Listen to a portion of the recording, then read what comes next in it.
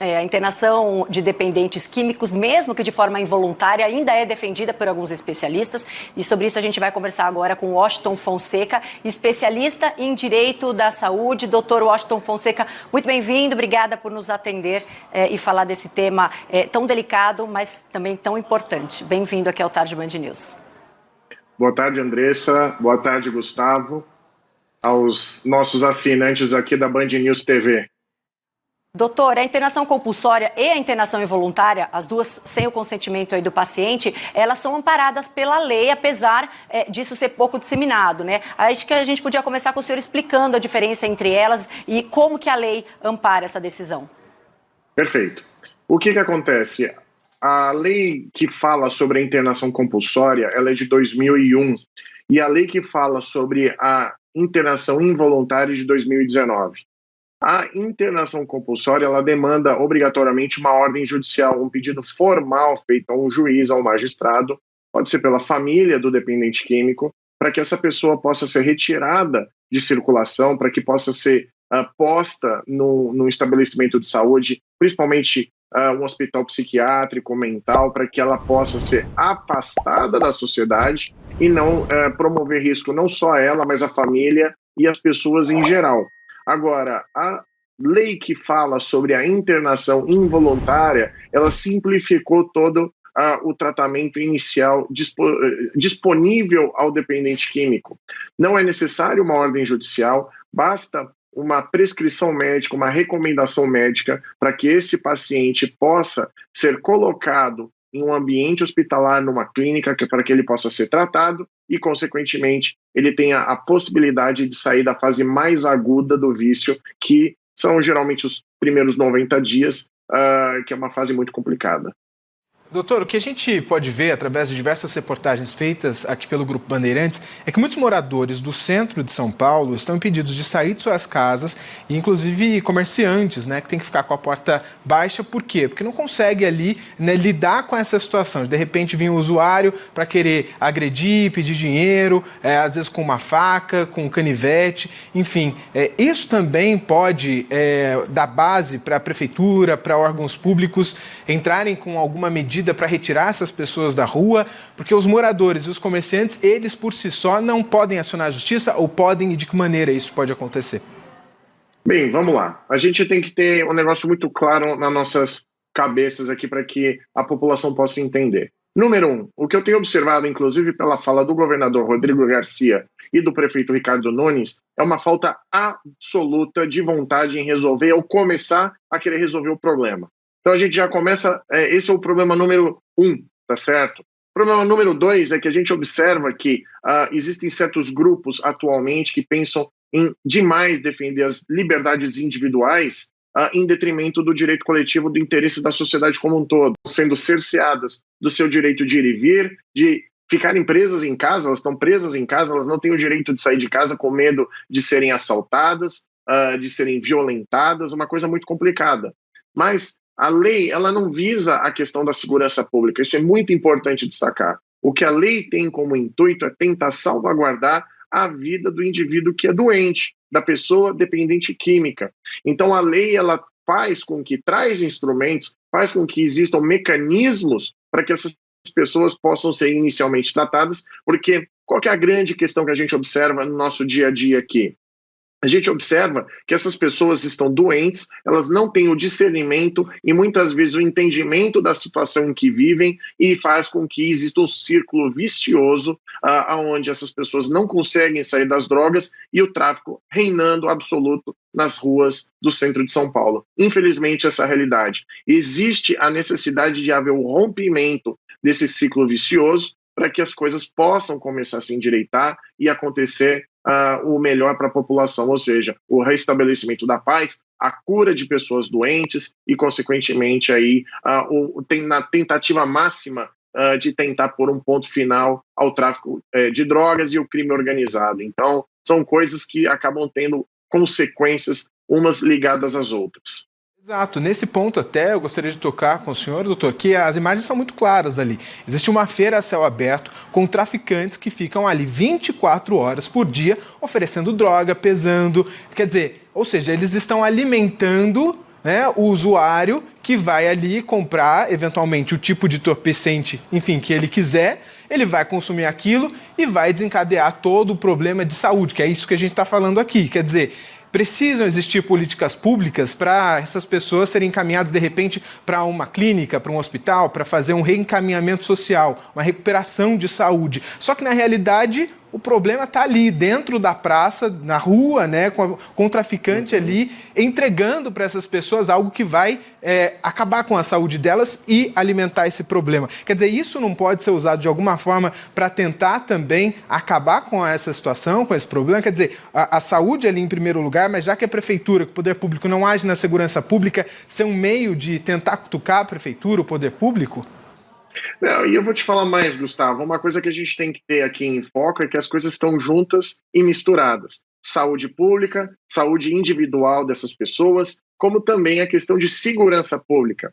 Então, a gente tem que separar uma coisa da outra. Existe o problema de ordem médica, o problema da dependência química, que tem que ser tratado, merece ser observado, e existir políticas públicas que tratem do assunto. Outra coisa é a necessidade do Estado, da Prefeitura, promover ações de repreensão ao tráfico e ao comércio de drogas. São coisas que caminham basicamente juntas, apesar de serem assuntos completamente distintos, serem vertentes distintas, são coisas que estão emboladas se a gente observar. Basta a gente observar as imagens que a Band News TV acabou colocando na tela há pouco. Então, se a gente observar a fala do governador, que eu sou um duro crítico a essa política que ele tem posto e tem falado, da mesma forma que o prefeito Ricardo Nunes também não tem feito absolutamente nada, está dependendo do poder público, do Estado, do município, para que medidas coercitivas fortes, legais, sejam tomadas para que haja uma repreensão do tráfico de drogas e do comércio de drogas ali na região. Então a gente observa muito bem a falta de vontade política para combater esse tipo de problema, justamente travestida na questão de saúde pública do convencimento do usuário. É fundamental tentar fazer a recuperação dessas pessoas, é fundamental tentar estabelecer a saúde desses indivíduos, mas a segurança pública é uma outra vertente que deve ser observada e, lamento dizer, são circunstâncias que não estão sendo observadas por quem de direito, ou seja, pelos poderes municipal e estadual, pelo governador e, consequentemente, pelo prefeito da cidade de São Paulo. Então, são coisas que a gente deve observar. Todo mundo merece, tem o direito de se recuperar, mas a segurança pública, que nada tem a ver com a questão da saúde, deve ser observada e, ao meu ver, está sendo absolutamente negligenciada. É um absurdo a gente verificar e ter que conviver com esse tipo de situação do comércio de drogas como se as pessoas estivessem comercializando frutas e legumes no meio da rua numa feira livre. Então, assim, é absolutamente lamentável. É lamentável porque a gente nem tem dificuldade de fazer esses flagrantes, né? O dia que a gente vai lá, isso está exposto, não é que a gente fez uma campanha de...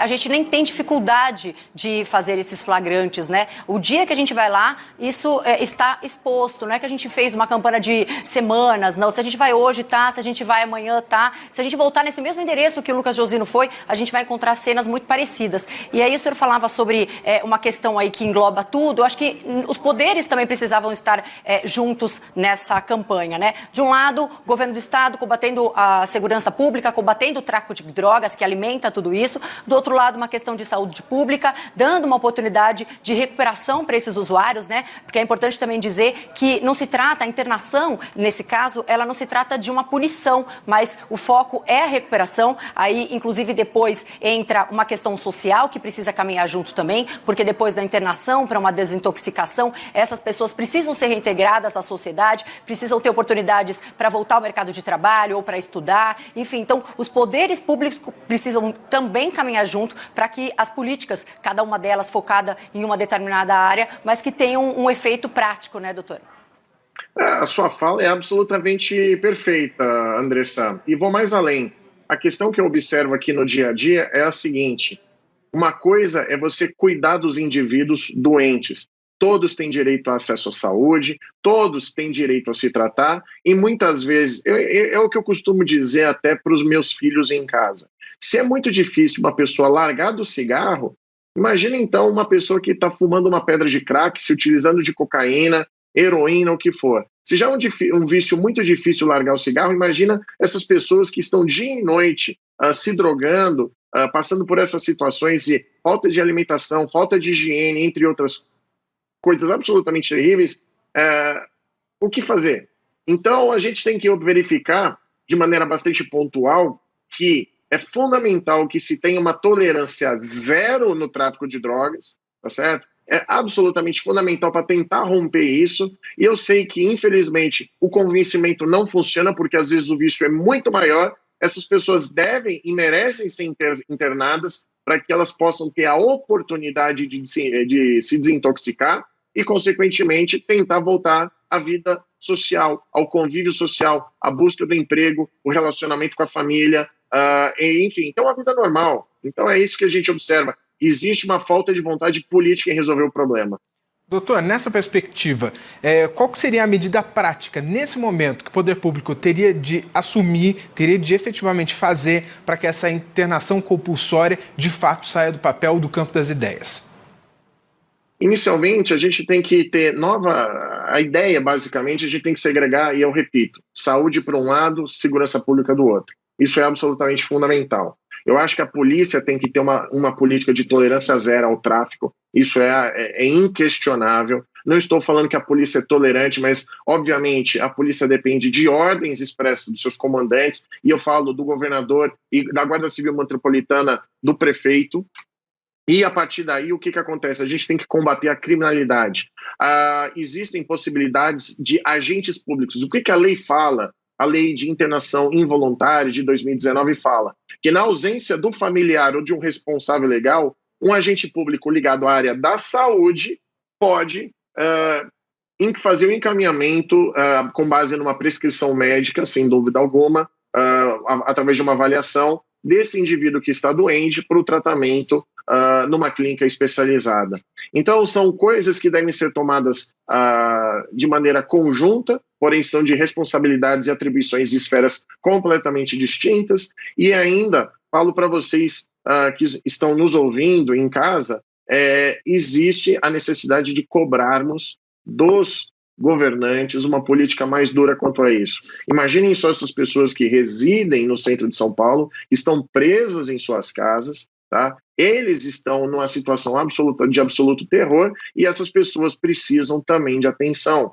E a gente observa que a gente não pode simplesmente falar do interesse individual, que a gente não pode atacar ou desrespeitar a individualidade de cada um, mas a partir do momento que a pessoa se encontra numa situação absolutamente deplorável, numa situação em que a saúde dela, a vida dela está em risco, ela tem que ser posta dentro de um estabelecimento, ser tratada, ser cuidada e as forças de segurança atuarem para que as pessoas possam ter uma vida normal e voltarem ao convívio em sociedade. Isso não só para as pessoas que estão doentes, mas também para as pessoas que residem no entorno da Cracolândia, o que infelizmente está acontecendo. Até porque a gente está falando de um convívio de pessoas, dos comerciantes, Sim. Quer dizer, bem para todos os envolvidos. O que falta, pelo menos que a gente está vendo, é a iniciativa do poder público de realmente fazer acontecer, porque está tudo aqui à mão. A polícia tem, a segurança tem embasamento legal para retirar essas pessoas, agora o que falta é vontade política, né? E eu vou falar uma coisa, Gustavo, muito importante. A gente consegue observar de maneira clara e contundente como a droga é um elemento nocivo na nossa sociedade. Ela não faz só mal para o indivíduo que acaba se utilizando, que se acaba se drogando, se utilizando da maconha, da heroína, da cocaína. A gente observa famílias sendo desestruturadas, a gente observa pessoas que nada tem a ver com o contexto, como os moradores lá da Rua Helvétia e do entorno, que não conseguem sair de casa. O aumento da criminalidade, porque não é só o tráfico de drogas propriamente dito, mas a gente tem uma situação aí que esses usuários, esses dependentes químicos praticam furtos e roubos muitas vezes violentos, a prostituição acaba sendo instalada ali para que o vício possa ser sustentado. Então a gente observa uma cadeia de desgraças que trazem um malefício absurdo não só para o indivíduo usuário, mas para a coletividade, para a sociedade como um todo. Então políticas devem ser trabalhadas, deve ser feito um plano nacional e um plano local, estadual e municipal para o tratamento dessas pessoas doentes, como também um trabalho repreensivo da polícia junto aos traficantes e a outras pessoas que cometem crimes naquela região e em outros lugares do Brasil. Focando na recuperação desses usuários, porque dependendo do nível da dependência química, eles não têm condições de avaliar, oferecem risco a eles mesmos e também a terceiros, à sociedade, todas lá em volta. Muito obrigada pela sua participação, pelos esclarecimentos, Dr. Washington Fonseca. Boa tarde, bom fim de semana para o senhor. Um abraço a todos e um bom final de semana. Valeu.